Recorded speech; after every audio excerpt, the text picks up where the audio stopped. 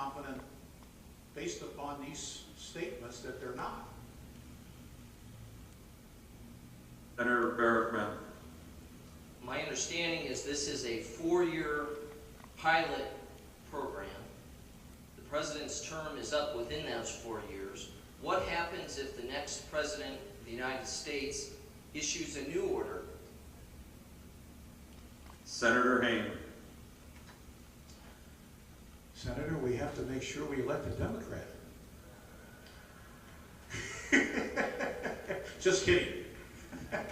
I don't want to lose your vote.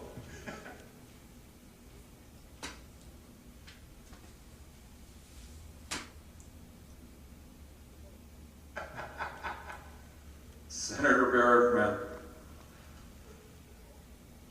To the bill, have clearly done a lot of work on this legislation. My concern here is that this is a debate for which needs to occur in Washington, D.C. If there are individuals in this building, in this state, who believe that the federal government has it wrong, there is a well-established process for that to change. Some people are saying the federal government on this issue isn't moving fast enough. Fair enough, I can make that argument on a whole number of things that the federal government is doing. The bottom line here is we have an established framework for how we make decisions in this country. There are certain decisions allowed for the federal government, those for the state, others for the locals. This issue clearly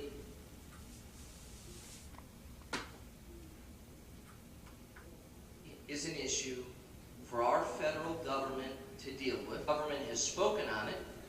Process for the people to speak. They can call their congressman, you can get involved in elections and help elect the next president, but also the next Congress. What concerns me is the step that this legislation takes into an arena for which the state of Illinois should not be in. There are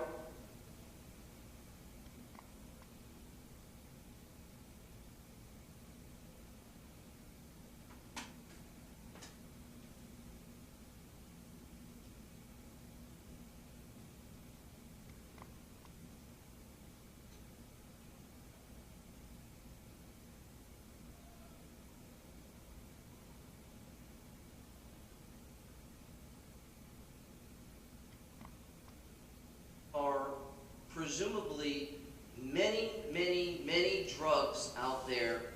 They can stop by Walgreens with their prescription from their doctor and pick up those drugs that are approved by the FDA for their use. This legislation does nothing more than to hand one drug, and in doing so sidesteps an already established federal bureaucracy. It sidesteps federal law, and it takes us down a path for which none of us can predict what the next step may be. What drug is next? You're a lawyer, I'm a lawyer. Those are issues for the doctors and for the FDA to establish. I think this legislation is wrong for the state of Illinois, and I urge a no vote. Senator Severson, for what purpose do you rise? Thank you, Mr. President. Question of the sponsor. Indicates he will yield. Senator, mine will be much briefer.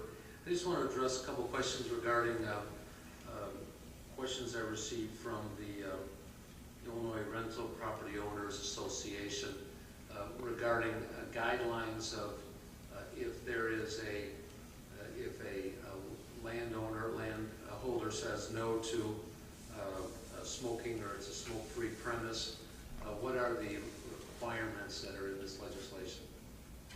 Senator Hayne. Thank you, Senator Severson. The property owner rules, if they have a drug-free, smoke-free house, that must be the case.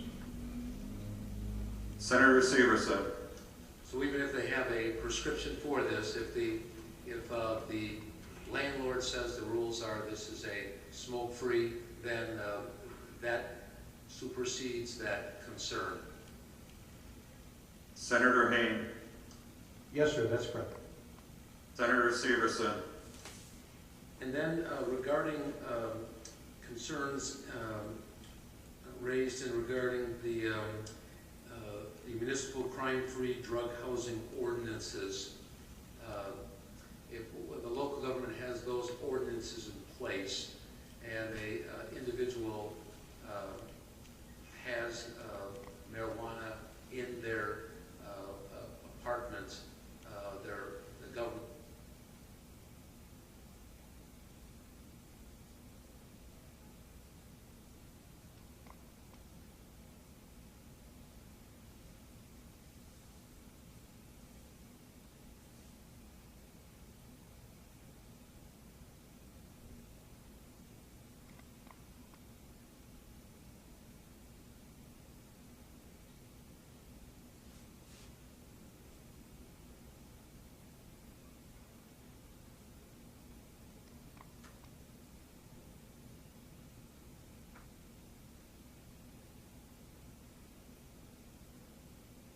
apartment, then does this address that coverage?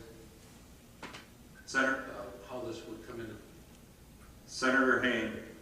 Senator, my intent is that they remain drug-free. It's the primacy of the local government managing whatever apartment it is. Name is a landlord, drug-free, smoke-free, what I consider to be. Severson. Okay. So it's the same case when you have a subsidized housing, that those rules in those subsidized housing, even though they're government housing as opposed to a private landlord's no smoking rules, in a government housing scenario, that decision can also be made as a drug-free, even though this individual may have a script. Senator Hayne. Sir, yes, sir, that's my intent. Senator Severson. Thank you very much. That's the question I had. Appreciate it. Senator LaHood, for what purpose do you rise? Question to the sponsor. Nick Hatesy will yield. Thank you, Mr. President. Senator Hayne, I have a great deal of respect for you when it comes to prosecutorial matters in your experience as a prosecutor and with law enforcement. And in listening to the debate, as I understand it, there is nobody in law enforcement that is supportive of this bill. Is that correct? Senator Hayne. I don't know that that's the case. I mean, there may be some officers, sheriffs that like it. I have no idea. I know that the organizations either are neutral or opposed, as I've listed.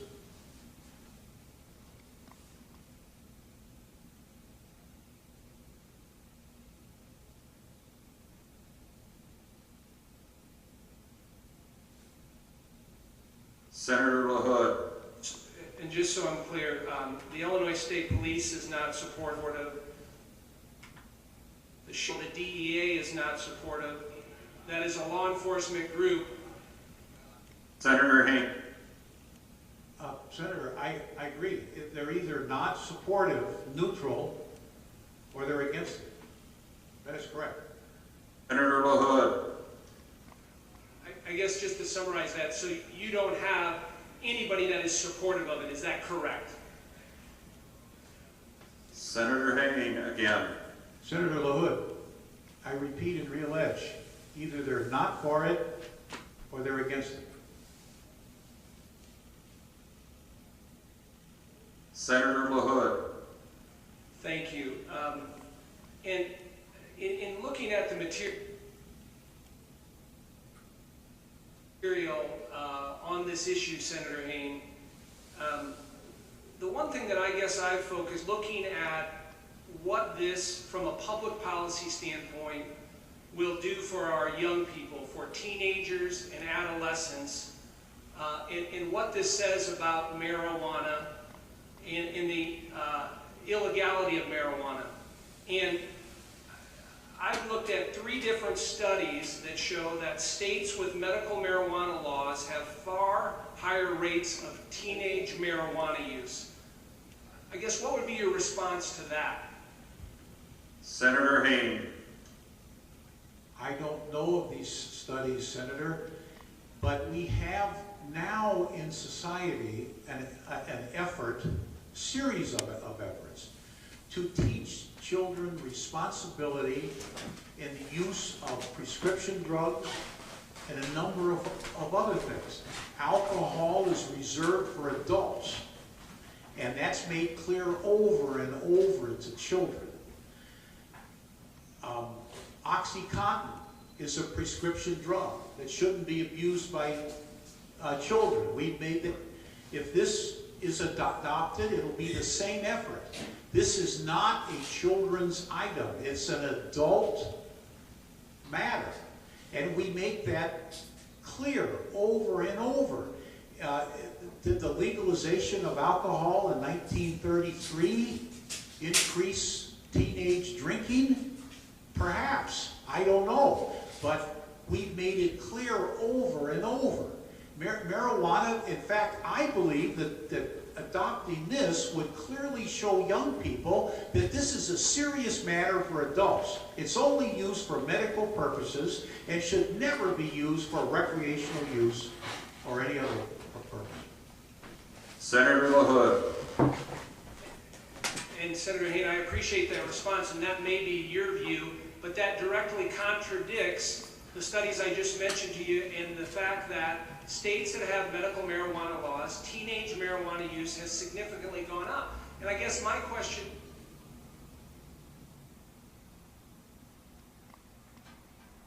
is that education process you talked about and parental guidance and all of those things. The other part of that, Senator Hayne, and I think you fully understand this, you know, as a prosecutor, I spent 9 years as a state and federal prosecutor, and when you look at drug cases, particular cases of teenagers and career criminals, when you look at probation reports, it always starts with marijuana and leads to more addictive drugs, whether it's cocaine or heroin or methamphetamine.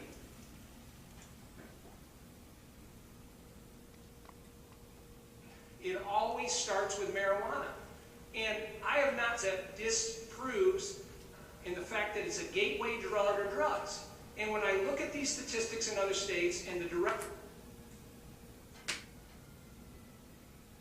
correlation of medical marijuana laws and teenage drug use going up, the statistics don't bear out what you're saying, and that, to me, causes concern.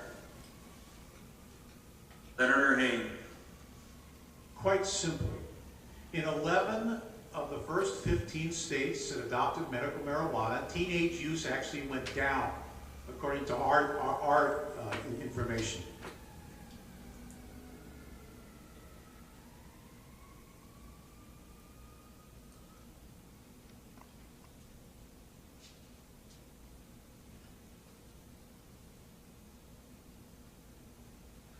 The Institute of Medicine in 1999 states there is no evidence, this is Cater, predictor of serial abuse. I mean, so that's, if you want to rely on those studies, that's fine. But I also want to emphasize again this thing about law enforcement. The Chiefs of Police Association, the Sheriff's Association are against the bill. However, the other ones are neutral on the bill. Senator LaHood. Senator Hayne, thank you for that. And I'd be happy to share these studies with you. Specifically, this is the conclusion of the SAMHSA study that was done in 2010. one reason teenagers smoke more pot in states with medical marijuana laws is that they begin to see pot as a benign medication, word that you used previously. And I write on that. People are, this type of law and laws in these other states, they give the justification, the rationale, the normalization that this is somehow benign. That's the problem. And the problem in this particular case, and I can't get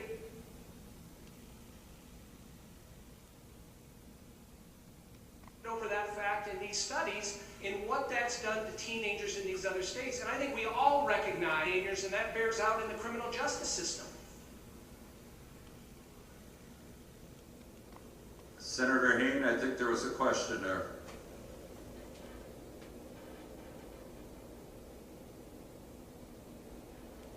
I don't agree. OxyContin is clearly more millions of medicine cabinets as we speak with no control. Senator LaHood. In 10 of the states, this was a study done in 2008, 20% more teenagers were smoking pot.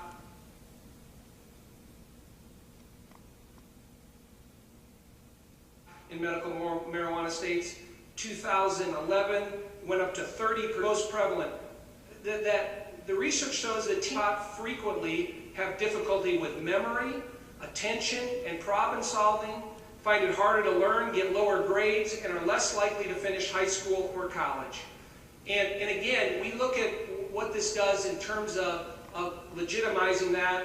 You know, I have not seen anything from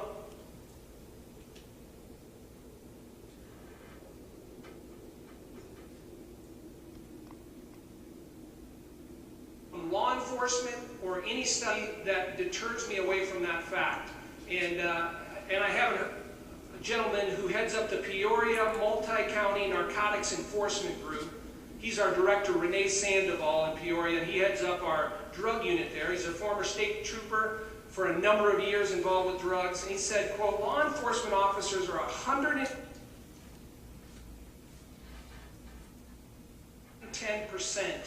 opposed to medical marijuana legislation. Quote, as to the dangers of drugs and drug abuse. This right here sends a totally different message. I urge a no vote on this legislation. Senator Delgado, for what purpose do you rise? Thank you, Mr. President. Will the sponsor yield? Indicates he will. First of all, I want to congratulate Senator Hayne for taking on such a difficult chore, especially with his background. It really gives me a lot of relief, also coming from the background of law enforcement. I just have a couple questions. Mr. Hayne, Senator Hayne, are you familiar that what we're talking about here is medical marijuana in terms of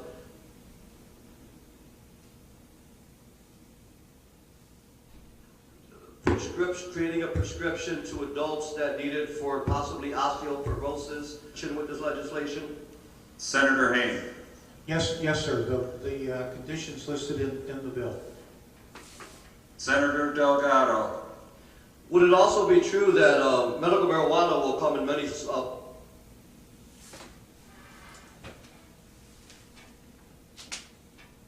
forms? It could come in liquid, it could come in lozenges. Would you agree that it comes in all other ways? Yes, sir. Failed to mention at the beginning, it can be consumed in a cookie or a brownie. Senator Delgado. Senator Hayne, are you familiar with a program in Michigan, the state of Michigan, that also has authority to dispense and or other neighboring states that do so through liquid form in a soda, in a cookie for adult of Illinois? Senator Hayne. No, sir, I'm not. Senator Delgado. To the bill, Mr. President, I rise in strong support. Ladies and gentlemen of the General Assembly, we got to get our minds off the corner. We got to get our mind off of cannabis and marijuana. There is indica and there's sativa. So sativa, cannabis, sativa. Indica is the most prominent drug or marijuana strain that is grown for medical marijuana. It is, matter of fact, GW Pharmaceuticals has a trial going on in Washington, D.C. If anyone should be held accountable. For the amount of drugs that are found, that are killing our young people and adults in this nation should be the FDA, because they're the ones that are letting out OxyContin with 800 milligrams of acetaminophen. They're the ones that let out Vicodin, which is hydrocodone, with 800 milligrams of acetaminophen, the common denominator, that are killing more than, actually it's second to gunshot wounds by death in America is by opiates. Second now, according to the CDC, look it up on your Google, Center for Disease Control, and ask, what is the #2 killer next to automobile deaths, accidents in cars?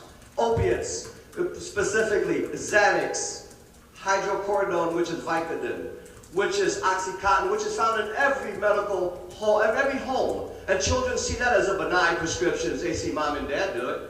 So at the end of the day, we're talking about a plant that actually comes in 2 strains. And when I used to bust marijuana, I thought it was marijuana. But a defense attorney can come and argue this is indica marijuana and wind up reducing it in terms of its strains and what it can create and what it can be. The major force that Mr. Hain is talking about is called a cannabinoid. And we can let the scientists talk about that. This is a little too deep for this General Assembly. This is about patients that are suffering with osteoporosis. This is about individuals that are having a difficult time finding solutions to their cancer pains, that are finding other solutions and are going to the black market buying it anyway. We must find these solutions, and the strains of what Senator Haynes is proposing here is not only rational, but is also the wave and where things are going in terms of being able to control some of the things we're trying to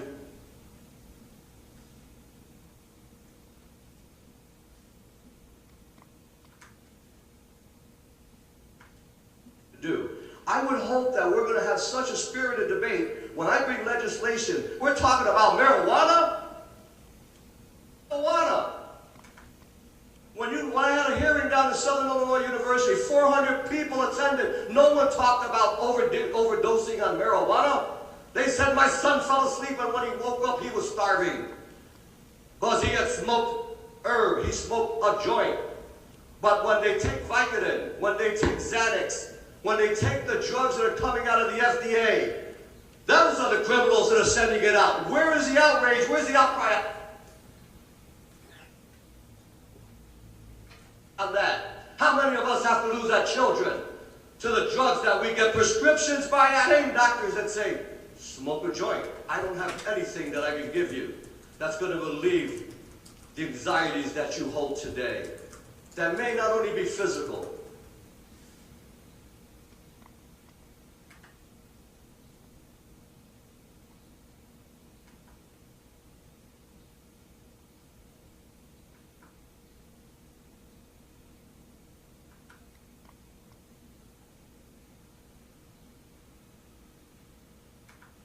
but maybe psychological, and only within you. You're going to have to make that decision and let them make it. And let's take a look. We're dads. Let's sit down in that kitchen discussion. It's about time. Marijuana?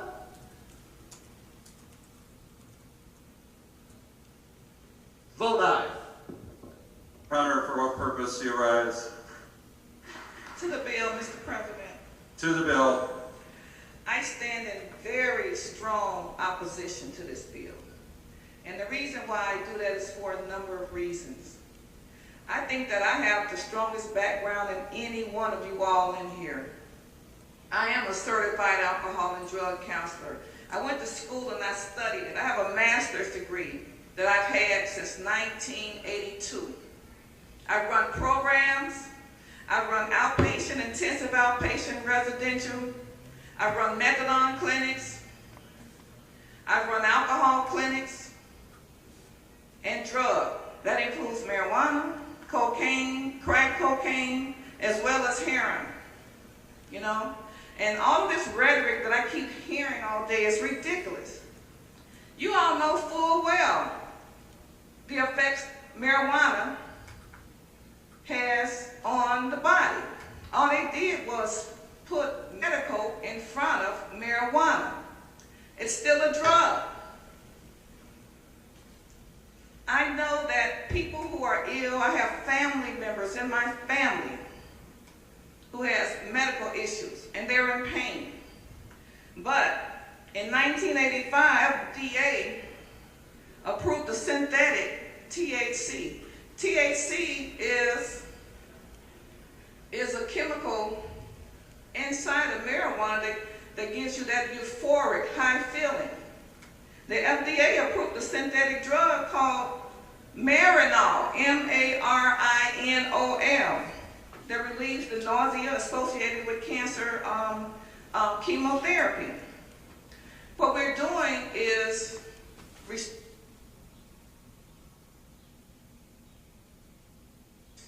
to the public outcry. Why don't we take a look at the science? This matter has been searched.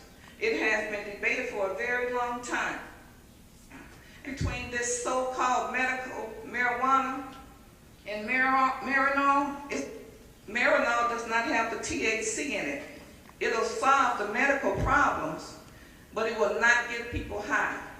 It will not get them high. We're talking about passing concealed carry and marijuana. So now we're talking about drugs and guns. Law enforcement has already stated that they can't even handle, they cannot handle the crime and other issues that we're creating by passing this bill today. So I'm going to vote no, because I'm not going to have this matter on my hands. It's going to be you all. And I would ask that every single one of you all vote no on this bill. Thank you, Mr. President. Senator Holmes, for what purpose do you rise? Excuse me, first. Ray Preston of KMOV TV requests permission of video. Seeing no opposition, permission is granted. Senator Holmes. To the bill. To the bill. First of all, I want to start out by saying, as you all know, we passed this bill in this chamber a couple of years ago, and I want to thank the sponsor for bringing back this bill, which is much stricter than the bill we passed in this chamber, and I also want to thank the House for finally passing a medical marijuana bill and helping out so many people in this state that are in desperate need of a drug that will relieve some of the symptoms they suffer because of so many different illnesses. I don't think there's anybody in this chamber who's not aware of the fact that I have MS. Who are able to get that, although I'm fortunate not to need it, medical marijuana is on that list. And I will tell you all, the people who have approached me that have MS, who have talked about the importance of passing this bill. The reason being is that it relieves some of the horrible, debilitating symptoms of MS. It relieves the spasticity, it relieves the pain, and it relieves some of the fatigue. There's actually been studies that say it may even slow the neurodegeneration that's associated with MS. Pain relief is probably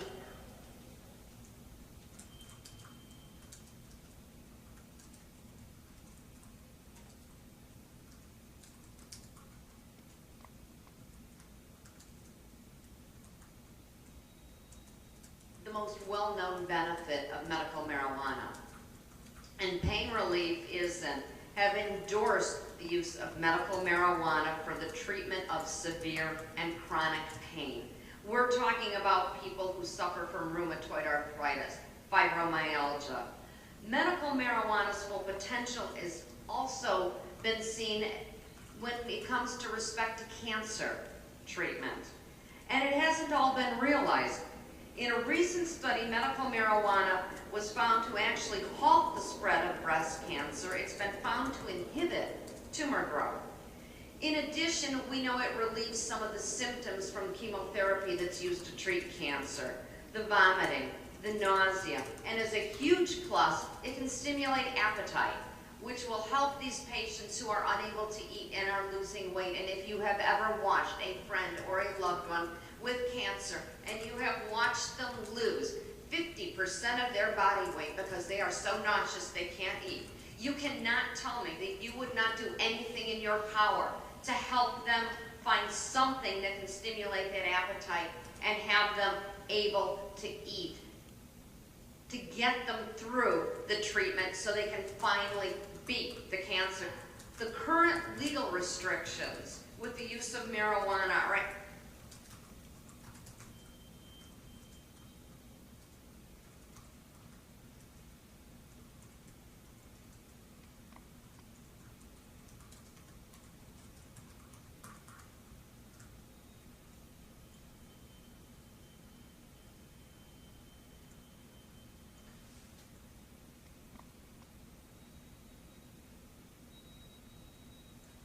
Actually preventing researchers from conducting the clinical trials that are necessary. I would say if we really want to eliminate any drug abuse, and we know that it's actually reached epidemic proportions in this country, the abuse of prescription drugs, then I think what we need to do is pull all the prescription drugs off the market. That will certainly reduce the abuse of legal prescription drugs. That doesn't make sense. Why doesn't it make sense? Because we want to take care of people. Because we're compassionate. We don't want them to suffer the illnesses and the debilitation that they suffer from their diseases. So, we embrace the use of drugs. Let's talk about some of those that we use. Go into your medicine cabinet and you have the Vicodin for the last root canal you had. That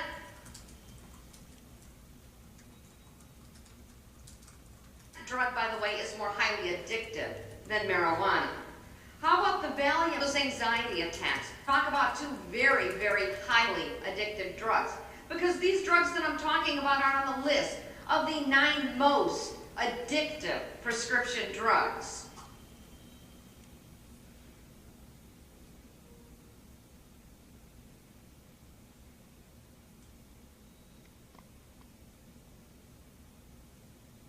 So, how about that Ritalin you give your child with ADD? By the way, who's worried about being a little tight? OxyContin, by the way, which is a pain-killing drug, which is also the most important benefit of medical marijuana, which is for pain. This is the prescription drug that is likened to be most like your street drug heroin. And this is prescribed about 6 million times a year. And it's in fact been called the gateway to heroin use. I think that is a much more dangerous drug than the medical marijuana we're talking about. The medical marijuana will help the 35-year-old mother with MS be able to walk her child to the end of the block to catch the bus, rather than being confined to her bed because of spasticity. It will help your father who's laying in bed with lung cancer, able to withstand the treatment and the chemo that may buy him some more time. So if we don't look at the compassionate effect of medical marijuana and say, yes, it's finally passed in the House, this much more restrictive bill, this will ensure quality of life for people in Illinois who so desperately need it. I urge and I vote. Senator Hayne to close. Mr. President, and ladies and gentlemen of the Senate, I thank each and every one of you, pro and con.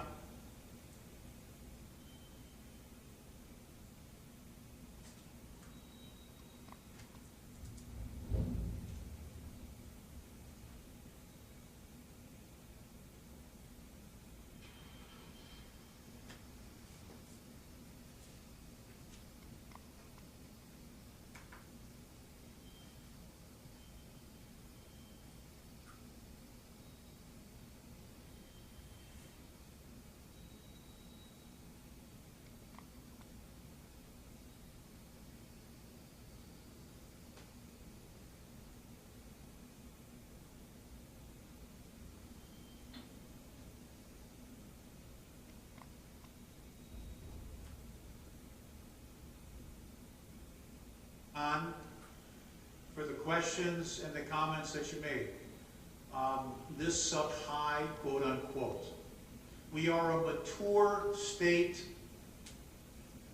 a mature society, and we are awash use of prescription drugs, powerful drugs, as was cited by the previous speaker. And we are embarking here upon a way to achieve relief, compassionate relief, consistent with the law, a system which avoids abuse. This bill is the tightest, most controlled legislative initiative in the United States related to medical cannabis. It allows a finite group of people with severe illnesses to get medication to address their serious health conditions, generally chronic.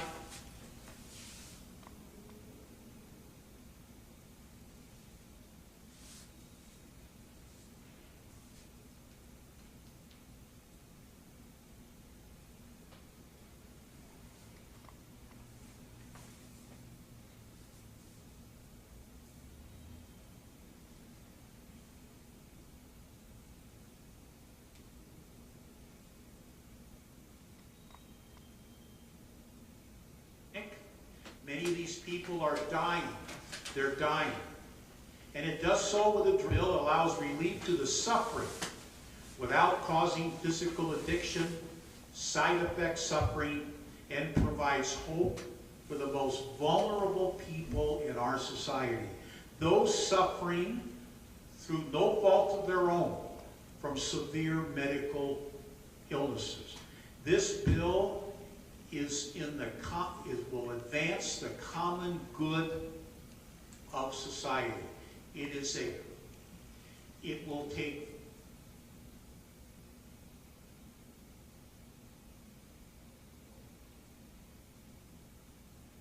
four years to construct and to implement. Any representation I have made on this floor of this great chamber will be put to the test, and I will be held accountable, and I will do what I can to rectify any problems. I would respect. The question is, shall House Bill 1 pass? All those in favor vote aye, opposed nay. The voting is open. Have all voted who wish? Have all voted who wish? Have all voted who wish? Take the record on that question. There's 35 ayes, 21 nays, 0 voting present. House Bill 1, having received the required constitutional majority, is declared passed.